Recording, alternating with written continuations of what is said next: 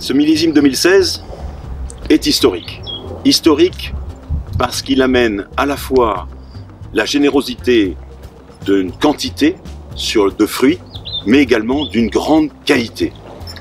Alors la quantité, pourquoi? Parce que jusqu'au 30 juin, entre le 1er janvier et le 30 juin, il est tombé 800 mm d'eau. Ce qui tombe annuellement à Bordeaux est tombé en 6 mois.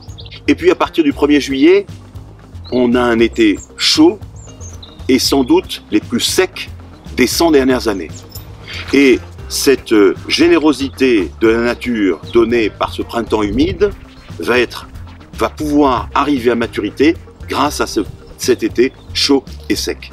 Nous sommes le lundi 10 octobre avec un soleil incroyable. Donc les cabernets sont encore sur pied, il nous reste une dizaine de jours de vendange, il ne peut rien nous arriver. Même si on avait un petit peu de pluie aujourd'hui, il prévoit peut-être un petit peu de pluie pour la fin de la semaine, il ne peut rien arriver à ce millésime. Donc aujourd'hui, nous savons déjà dire que ce millésime est grand.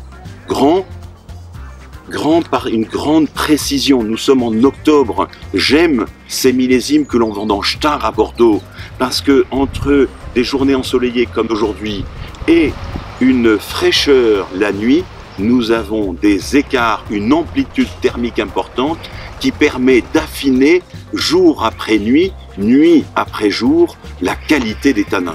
Et on pourrait évoquer les millésimes 82 ou 2009 qui ont été également des millésimes produits dans une assez grande quantité avec une très grande qualité.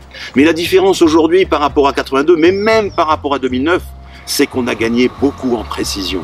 En précision dans la connaissance de la maturité, pour aller plus loin dans la précision de la maturité, mais on est allé également plus loin dans les tables de tri, dans les cuviers, dans plein de petits détails techniques qui vont donner aux fruits un supplément d'âme. Et ce supplément d'âme, sur un millésime comme 2016, on peut vraiment parler du fond du sujet.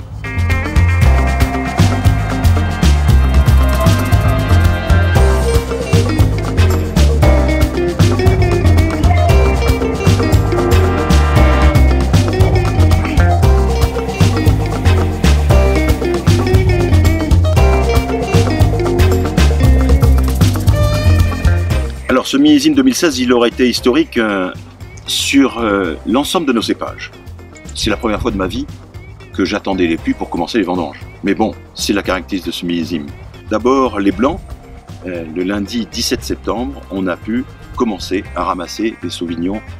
Puis les sémillons, la semaine d'après, ont été de grande qualité. Aujourd'hui, on a des analyses assez précises sur ces vins une fois vinifiés, avec des pH et des acidités qui sont vraiment de très grande qualité. On n'a pas des gros degrés comme 2003, donc des vins blancs avec une trame plutôt verticale, avec une belle acidité, mais une certaine générosité. Ça devrait plaire.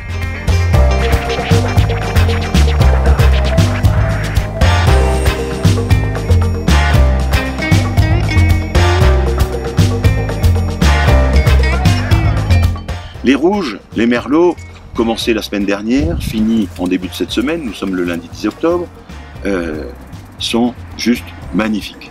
Ça fait longtemps que je n'ai pas vu des merlots de ce niveau de précision, de qualité. On est allé jusqu'au bout de la maturité et c'est vraiment des très grands merlots. Des grands cabernets sauvignons, comme on en a là actuellement, ça fait 13 degrés en potentiel avec des très belles acidités. On a ces météos actuellement qui nous font gagner encore des détails dans la maturité. On pourrait les ramasser déjà aujourd'hui. Il y a 20 ans, on les aurait déjà ramassés, mais aujourd'hui, on va encore plus loin dans la précision de la maturité, pour aller encore plus loin dans la définition, dans l'élégance, dans la perfection.